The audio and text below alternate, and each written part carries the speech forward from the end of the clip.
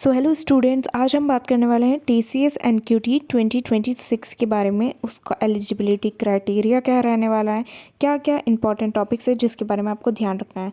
सो allowed degrees की अगर मैं बात करूँ तो BTech, ME, MTech, MCA, MSc और MS ये सारे एलिजिबल रहेंगे। परसेंटेज की अगर हम बात करें तो मिनिमम 60% और 6 CGPA through out 10th 12th diploma UG and PG आपका रहने वाला है। तो ये बात तो हो गई डिग्रीज के बारे में और आपके परसेंटेज क्राइटेरिया के बारे में। पर इसके अलावा भी कुछ रहता है, जैसे कि आपकी बैकलॉग्स। अगर आपको एक एक्टिव बैकलॉग है, means maximum 1 active backlog allowed at a time of test.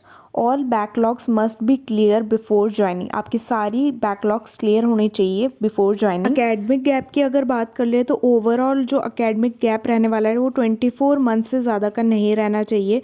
मतलब आप 24 मंथ्स चाहे UG हो PG हो तो आपके 24 मंथ से ज़्यादा नहीं होना चाहिए, या फिर आपके पास कोई वैलिड रीज़न होना चाहिए।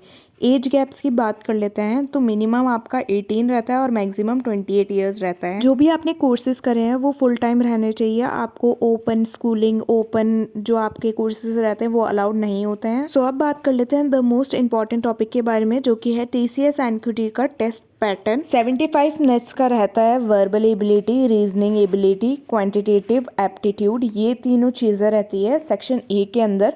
75 मिनट्स का ये पूरा एग्जाम रहता है। 25 क्वेश्चंस होंगे, 25 मिनट्स का टाइमिंग रहेगा। यहाँ पर थोड़ी सी टाइमिंग गलत है, मैं नीचे आपको ढंग से एक्सप्लेन कर दूंगी। सेक्शन B की बात करूँ जो कि एडवांस होता है, उसके अंदर एडवांस क्वांटिटेटिव एप्टीट्यूड के 10 क्वेश्चन और एडवांस कोडिंग के 2 क्वेश्चंस आते हैं। तो ये आपका पूरा टेस्ट पैटर्न रहता है 2026 का। ये टेस्ट पैटर्न रहने वाला है। सिलेबस तो बहुत अच्छा भर भर के सिलेबस रहता है आपका, मतलब पढ़ते जाओ फिर भी ख़त्म नहीं होता है। वर्बल एबिलिटी की मैं बात कर लेती हूँ सबसे पहले, जिसकी 25 क्वेश्चंस रहते हैं एंड टाइम ड्यूरेशन रहता है 25। यही सबसे ज़्यादा मार्क्स का रहता है आपका। 25 questions and 25 sentence completion, word completion, reading comprehension, para jumble, error detection, sentence building, items and phrases. तो ये आपका वर्बल एबिलिटी में रहने वाला है, जिसके अंदर पूरी इंग्लिश आती है। मतलब इंग्लिश के जो क्वेश्चन रहते हैं वो होता है, ईजी होता है, बट आपको अच्छे से प्रिपरेशन करनी है।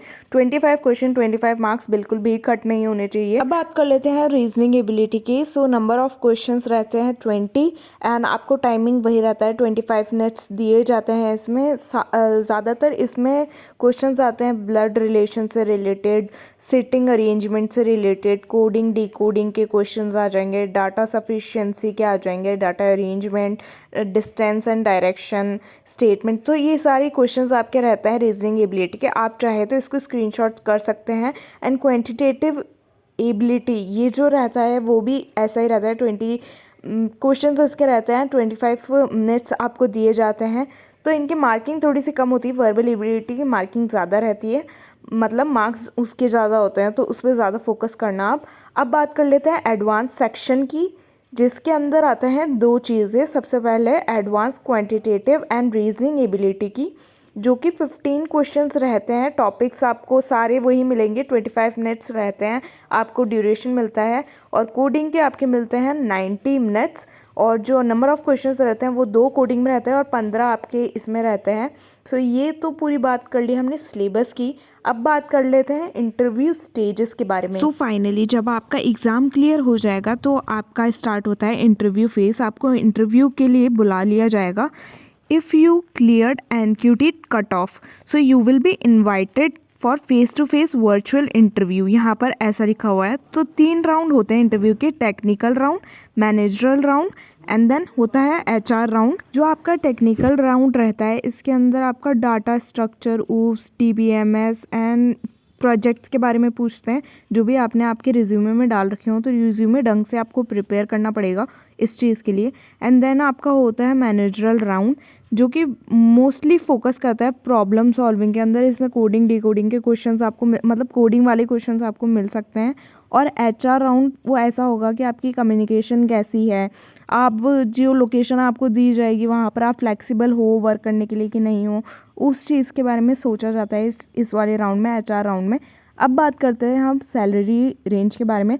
निंजा, डिजिटल एंड प्राइम, ये 3 आपके रूल्स रहने वाले हैं। और फर्स्ट वाला होता है मैनेजमेंट एंड सपोर्ट, सेकंड होता है डेवलपमेंट, और प्राइम वाला होता है AI ML and next gen tech, ये वाली सारी चीज़ रहती है। एंड सैलरी रेंज तो आप देख ही सकते हैं। जो निंजा की रहती है वो रहती है 3.5 लाख, एंड देन रहती है 7 लाख, एंड देन रहती है 9 से 11 लाख के बीच में जो प्राइम वालों की रहती है। And digital and prime roles, the technical interview significantly involving the coding questions.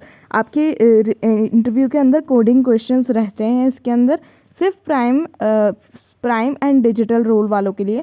Important guideline मैं आपको एक बार समझा देती हूँ जो कि आपको एग्जाम सेंटर से ध्यान रखनी है। वो the majority of NQTs are now conducted TCS ION authorise centre, सिर्फ ऑथराइज सेंटर्स में ही होगी। क्वेश्चंस लॉकिंग, एक बार अगर आपने सेलेक्ट कर लिया तो भाई वो सेलेक्टेड ही रहेगा, वापस पीछे जाके आप चेंज नहीं कर सकते हो आंसर को। रफ वर्क के लिए आपको पेपर वहीं सेंटर में ही मिल जाएगा और वहीं पे ही आपको सबमिट भी कराना है जब आप सेंटर से बाहर निकले तब। और इस एग्जाम में टैब स्विचिंग बिल्कुल भी अलाउड नहीं है, मतलब ये मेन पॉइंट है। Any attempt to switch tab और window will be terminated the exam immediately. आपका एग्जाम बंद हो जाएगा, आप एग्जाम दे ही नहीं पाओगे।